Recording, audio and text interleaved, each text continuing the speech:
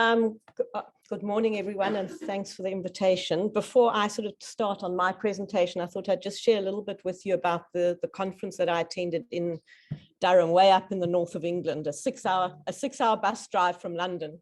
A little bit quicker if you go by train, but a lot more expensive with UK transport at the moment. But it was really interesting and quite fascinating. It's a conference that had been planned for 2 years ago and was obviously delayed before COVID. Durham's a really interesting place. The university is very much a part of it's a bit like Stellenbosch, although very different, but Durham's university is very much part of the city. And if you see on the top left there is that sort of Durham Castle, which is in fact, was founded in 950 AD. And actually still operates as one of the university colleges.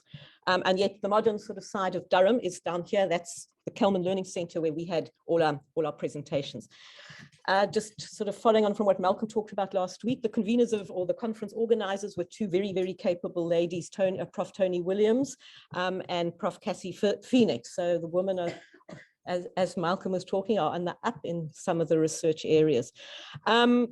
And this is the sort of preeminent conference for qualitative researchers. Anyone sort of doing research in sports psychology, sports sociology, the politics of sports, sports management.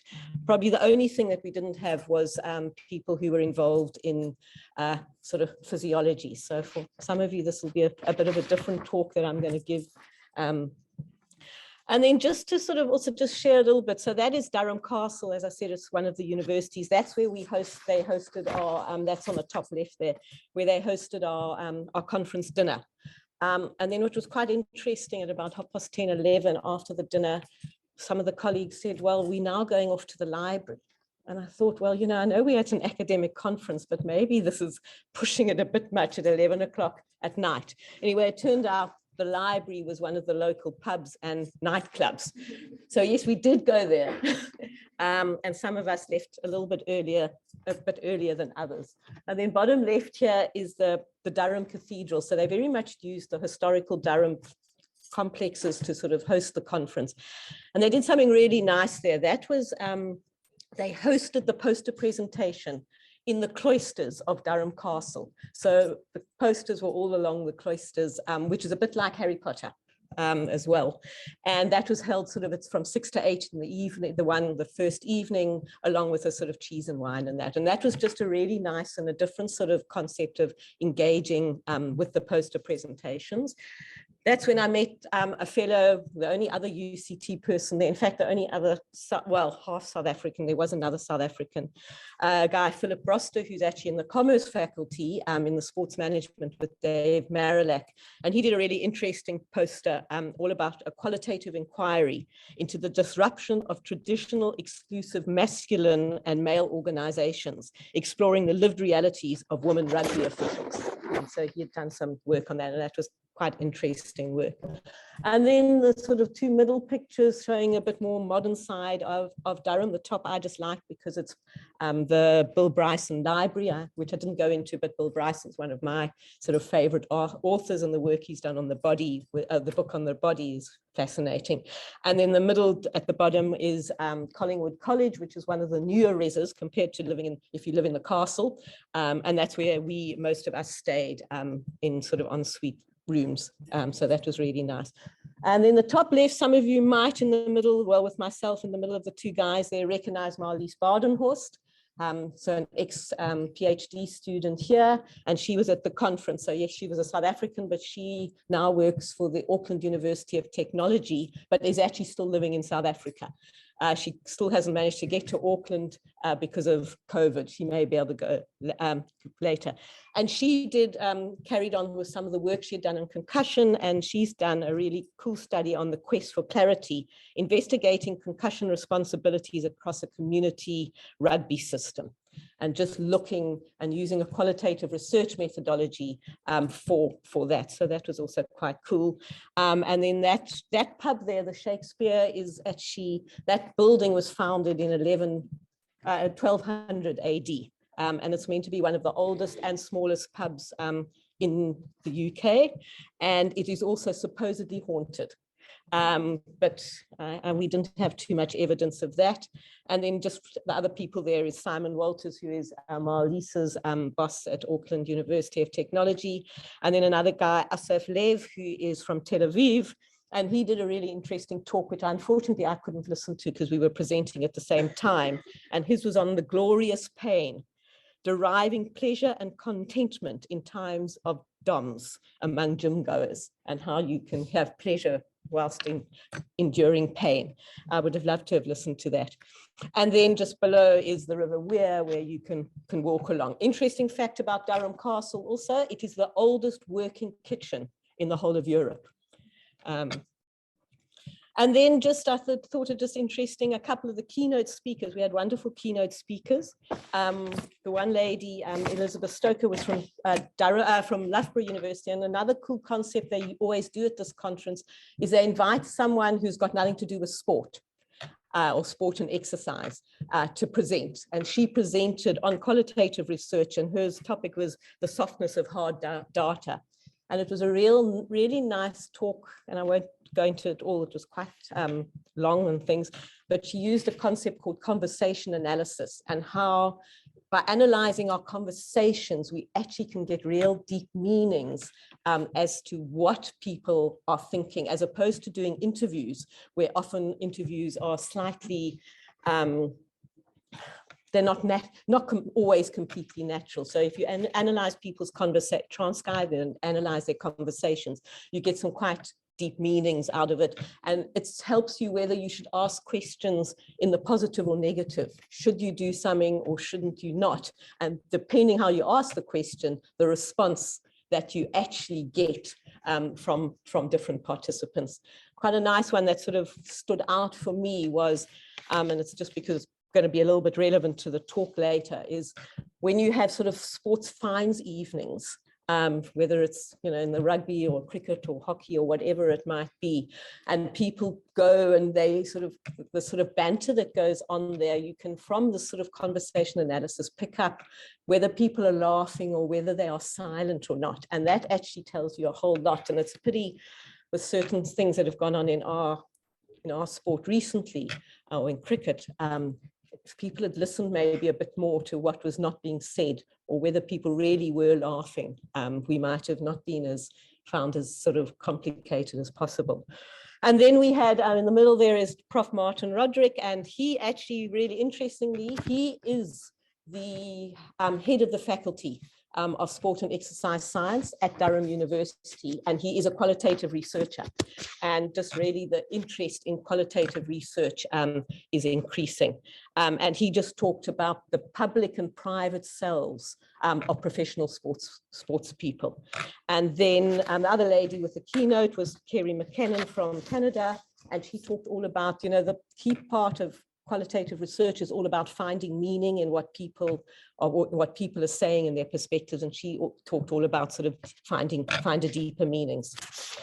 Just here are an example of some of the range of topics that you could have gone and listened to, which are very different from most conferences that you might be going to.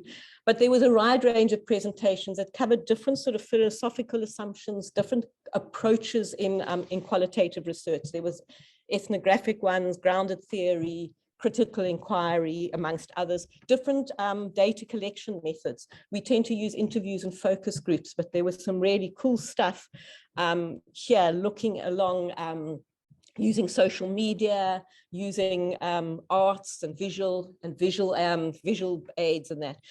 Quite interestingly, there was a sort of symposium on using creative and arts-based research method with diverse communities in sport and health. Some things they used comics and radio drama plays to understand British Chinese children's health experiences. So just to help the kids to understand it, you know, interviewing kids is really quite tricky. So, and then sort of using evidence-based video narratives to communicate stories about sports injuries and that. And then a key part of qualitative research is all about reflecting on your work. And so there were quite a lot of talks about reflection. This was at the top one, was really interesting, from a guy who I do a bit of work with, Rob Brook in in Sweden, really about, so he is a sort of white American who actually did all his work amongst sort of Black youth from underserved communities, but how his impact had on the work that he was doing. Okay, so now I'll get on to sort of what I talked about. So I did some work on, or I did it, some of it came out of work that I'd done in my PhD. And it wasn't really, the focus of my PhD wasn't really on racial discrimination, but we came up with a model that can be used and we believe is very useful in actually looking at racial discrimination in cricket and particularly and in other sports, and sort of the lack of transformation still in South African cricket. So I'm really just going to take you on how I got a little bit on the sort of research from my PhD. Some of you will have seen some of it before, but really just putting it into a sort of different context. I suppose I was thrown into the deep end when I got to the conference, because the day before the conference, or the day before I spoke, the Scottish Cricket Board, the entire Scottish Cricket Board resigned because they had been found guilty or they had been found institutionally racist by an independent review. So that was sort of the environment in which I started presenting. But I think subsequent, particularly in the last 2 years, there has been a renewed interest in racial discrimination in cricket and other sports, particularly cricket. And it's not just very much not in South Africa. It is very big in the UK at the moment. 7 ex-Yorkshire cricket players and administrators are going to be held, potentially going to be charged criminally, including an ex-UK England cricketer. The Essex Cricket Board has had all sorts of, their ex-chairman was accused of racist comments in board meetings, etc. Obviously, that we know the history of South Africa. And even last week, Ross Taylor, who was one of New Zealand's preeminent batsmen, he's just retired, but he's of Maori, he has Maori heritage. He's also talked about racial sort of racism in his career. So it's really was sort of quite a topical thing. So what I'm going to do is I'm going to sort of tell a little bit of a story, and really sort of in the spirit of qualitative research, what we did very briefly, I interviewed 59 male players, former players, administrators, and coaches to really from all South African ethnicities and from all cricket disciplines and all across South Africa.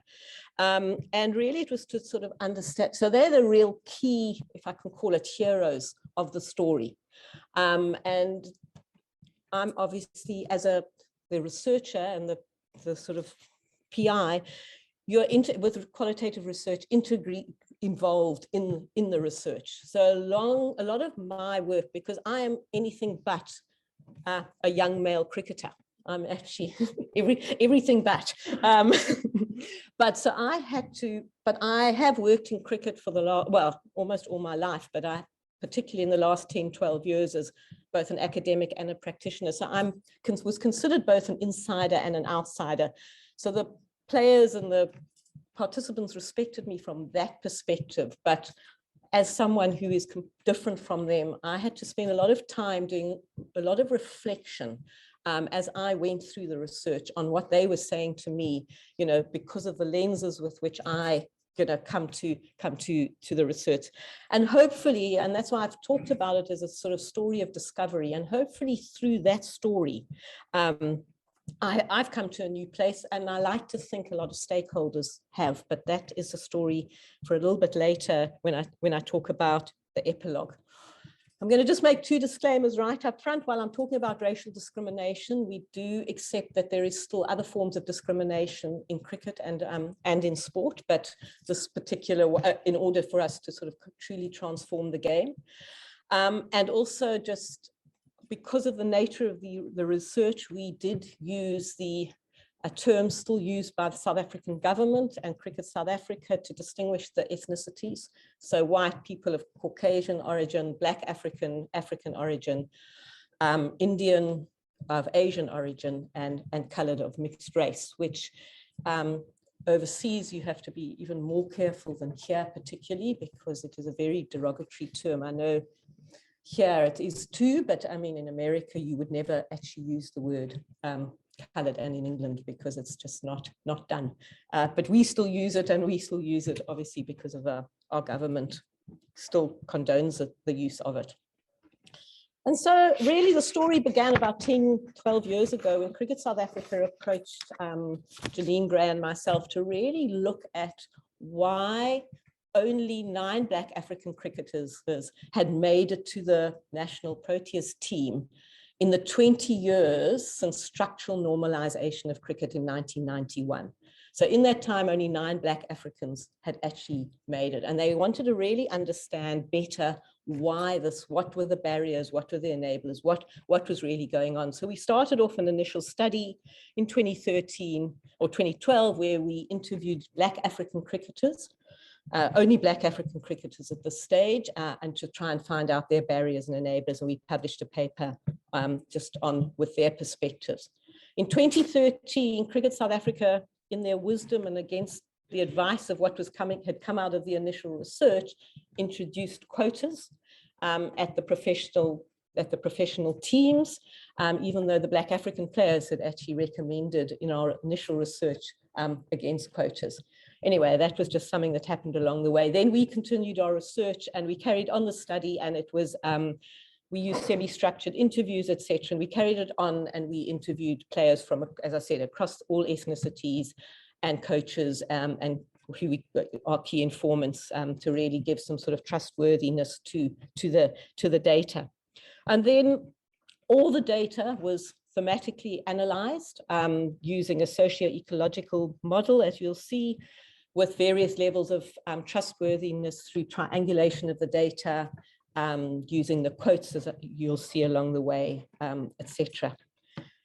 And so what did we really find? And that took us up to 2018, and I'll talk about what has happened since, when the PhD was published and handed over to Cricket South Africa. So what did we find? I think what some of the key things that we found here was at number of levels. There were a number of distal influences that actually impact how young cricketers develop and how they transition from exposure to the sport through to trying to make it at the elite level. And those were, the first one is really this ongoing and historical inequalities, inequities, prejudices that still abound in South African society. And we can't discount at all, and certainly the research showed that you can't discount what is happening in society as a large and how that actually impacts on a sport, and in particularly on an individual. And as we know, obviously some of those inequities still exist in our society. The second thing is that the diverse communities from which our players come all have very, very different socioeconomic, socio-cultural disadvantages, etc. They have different social challenges, issues in terms of logistics. You know, you live sort of far away from a cricket ground. How do you get there? Particularly if you have parents who are working, etc., poor transport, etc., but you live far away, and some of the impacts that those things have. So those diverse communities has a huge influence on what is going on, and it showed hugely in terms of the disparity between the ethnic groups. I haven't used it here as a quote, but one of the players spoke to me about he arrived late for practice one day, and there was this whole sort of comment from the sort of undercurrent comments from the players, oh, he's late again, and he could come out of Khayelitsha. And so when he said, when it was interrogated, I said, why? He said, well, I come by taxi, and the taxi got stopped, and the driver was arrested and told to step out of his taxi. He was arrested because he was driving without a driver's license, and the taxi was unlicensed. And so now this poor cricketer, who is trying to get to practice and matches on time, actually is stuck on the side of the road. And another story also, I mean, because one of the things we talk a lot about is there are a lot of Black African bowlers and not so many Black African batsmen. And one of the reasons provided potentially for that is that in the taxi, the the taxi drivers charge 2 seats for you and one for your big cricket bag. But batsmen need the bag and the pads and the things, whereas a bowler just generally needs, when he goes to practice, a ball suffices. And so those are some of the sort of the stories that were shared with us. And then also distally is the fact that Cricket South Africa was perceived by all the players not to have really done, they had really had a lack of an effective development program. Whilst initially for the first sort of 10 years post democracy, they had a very good development program in the law, which sort of they made a lot of noise about and things. In the last number of years, there's been a lot of less focus on that, less resources at it. There's also been very poor relationships between players at all level, or certainly at the senior level, and Cricket South Africa, and poor communications. And all that has impacted so it's the different levels of society, then the communities, and then even the organization that is actually responsible for the game in the country. If we look a little bit closer and we look at some of the proximal influences, so those are really around the developing players. 4 key influences came out. The first one was the really important role that coaches play in the lives of cricketers. And what was really said that, I can sort of put it into one couple of words, is that the coaches who had better interpersonal skills were able to be better coaches, and that the coaches with better interpersonal skills were remembered far better than coaches with good technical skills, because they were able to engage with players across the different ethnicities and hopefully and start to mentor them. So coaches are really important. The second sort of level that is other than coaches is the parental support. And as we know, we have vastly different family circumstances in South Africa. Only 30% of young Black African children live with their biological fathers. At that time, I don't know if it's increased or decreased. I haven't checked since, and that's so how do young players who want to play this game get exposed to a game, whereas you've got people who've got sort of generations of families where all they do is sort of talk cricket around the dinner table, as one of the white players said to me. That's all they did, in fact. The poor mother, he said there were 2 sons and a father who had all played cricket for South Africa, or did in future, and a mother that's all they ever did was talk sort of cricket.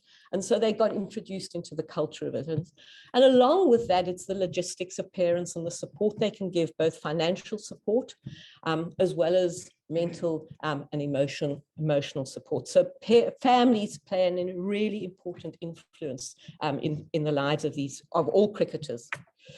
And then another one is the whole cohesion of the teams in which you come into. So you come into a team where you're not part of the dominant culture, and things like the food that is served at lunchtime is not actually the food that you're used to. The music that is played in the change room, or the music that's played on the buses as you're traveling, all those things made players feel that they didn't belong within the team. And that was off the field stuff. On the field stuff, it was really represented by the fact that very often you would see Black players, Black batsmen who were not batting in their normal position. The captain, very often a white captain, would put them batting at number 9, 10, or 11, whereas actually they should be batting at sort of 1 to 6 or 7.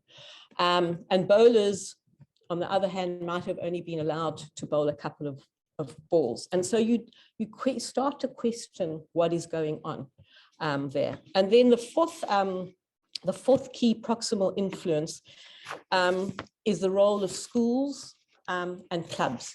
And on the left-hand side at the top there is a school in Khayelitsha, and there's sort of one potential sports field, versus Wynberg Boys on the right-hand side that produce someone like Jacques Cullis. And on the bottom left, that is Khayelitsha Cricket Club. That is their 2 sort of nets. Now, if any of us have seen some of the clubs around the southern suburbs of Cape Town, they don't look anything alike. And so the ability, and one of the key things that was important was not only the coaching and the access to coaches and the good facilities, but was also the entire education system. The discipline about being at school on time, being in the correct uniform, etc., having key teachers who actually were able to nurture you. And those were absolutely critical for future success. And as we know, we still have a very dysfunctional education system for the vast majority of our children. I mean, there are only about 8 to 10% of secondary schools in South Africa that even offer cricket as a sport. And so what did this all mean? Really, we came together and showed that there were barriers and enablers.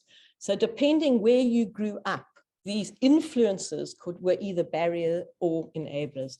And as the key one was access to opportunities. And that was the absolute critical one throughout the talent pool. If you did not have access to opportunities, your ability to progress was severely hindered. And those access was throughout the pathway. It was whether you were given the opportunity by your parents just to go to a cricket match, whether you could even watch the match on television. Most of cricket is actually shown on our pay channels, so you don't get that opportunity. You then go to a school that doesn't offer the sport, and then you go into a team where potentially you're there as a quota player, but you're actually not enabled. So your opportunities, your quality of opportunity, you might be on the field, but you might not actually be playing. And that has to be really supported by what we call holistic player development, by properly trained coaches, where it is not only your cricket skills that are taken into consideration, but it is developing the whole player. Because as we all know in sport, it's also really important for post-sport that you are developing not just your cricket skills, but you're developing as a whole player. And then supporting that needs to be effective support networks to enable children and players who have the barrier of homes that aren't as fortunate as everyone's homes, that the cricket fraternity needs to be able to put things in place, enable players to be able to be transported or provided with accommodation and those things. So those effective support networks are absolutely critical. Then we've got to start developing inclusive team environments where we don't have sort of one culture, the dominant culture, because what was very much found was that players were being forced to sort of adapt their culture to the dominant culture. And really we need to get to a place through interventions of having sort of cultural, I never pronounce the word, so I'm going to have to find it.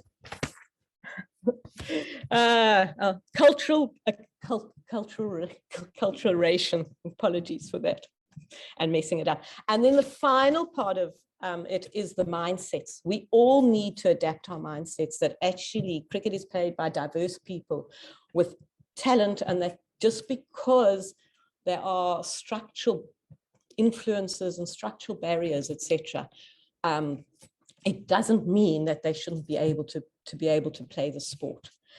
And then, so we came up with the model here, which really just puts it all together. And without the final piece is the little bit, the sort of blue arrows, that we're not saying you have to play if you don't have the talent. You know, you have to have the individual characteristics and the mental characteristics and the mental strength in that to play the sport. And we've seen players who have had all of these barrier or potential barriers are all enablers. They go to the good schools, they have the families and that sort of thing, but they don't actually have the mental strength to necessarily make it.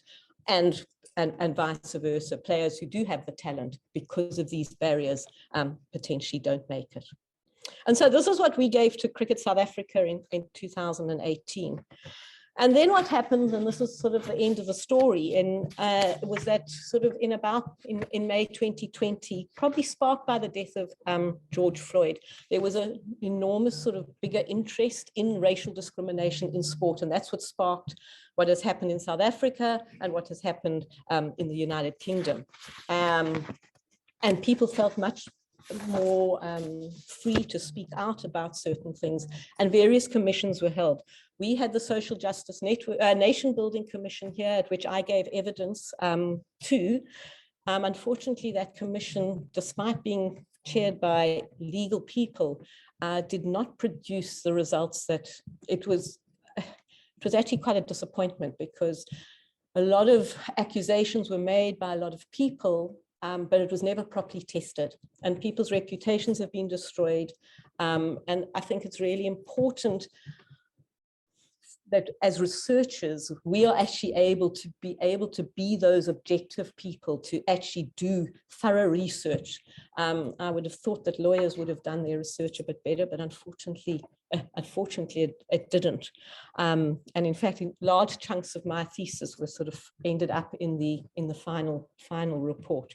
And the same has happened in the UK. There was one of the players there made severe accusations. Actually, he went to a parliamentary committee in the UK against Yorkshire cricket, and fully justified. And I think all the evidence proves that what he shared was accurate.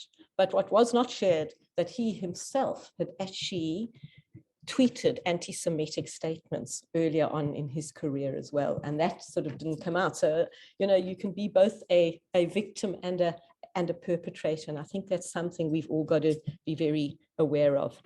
And so I think what we're dealing with is that we've got to very carefully look at context, and we are dealing with very complex truths around an issue that is particularly sensitive, and not just in this country. And typically we have used representation as a way of saying, is there still racial discrimination? Have we transformed our sport? And if you actually look there, a lot of white South Africans say that they are being prejudiced against because there are now things like quotas, etc., in South African cricket. Well, very interestingly, if you look at the stats there, since quotas were introduced, the middle section, but since October 2013 to July 2022, still 53% of the people who are making their debut in the national team are still white. And in fact, since 1991, only 12 Black African, no, not 12, sorry, 21 Black Africans have represented the country. Across all sports, not sports, sorry, all formats of the game.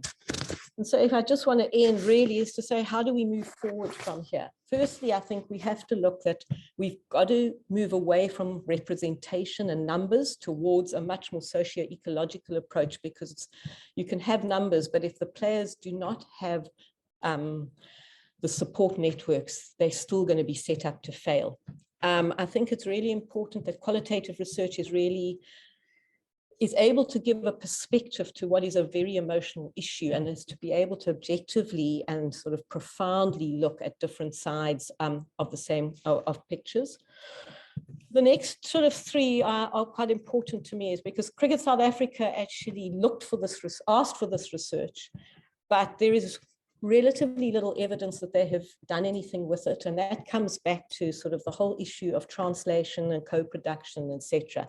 Despite the fact that we have given them, I actually looked this morning, in the space of 2 years, we did 5 presentations to them, explaining what was going on, yet very little, really very little has changed. We have reached out to, you know, the directors of cricket, we've reached out to the Players Union, we've reached out to the new chairman of the board, yet very little is happening, which is quite a disappointment. But I think from us as researchers, it's just that whole, how do we manage that whole co-production when we are working with all sorts of stakeholders? And it's maybe something we've got to, you know, better and negotiate or whatever, discuss up front, because really, if we have policies without meaningful action, the status quo, we're not going to move. The status quo is actually just going to stay. So thank you.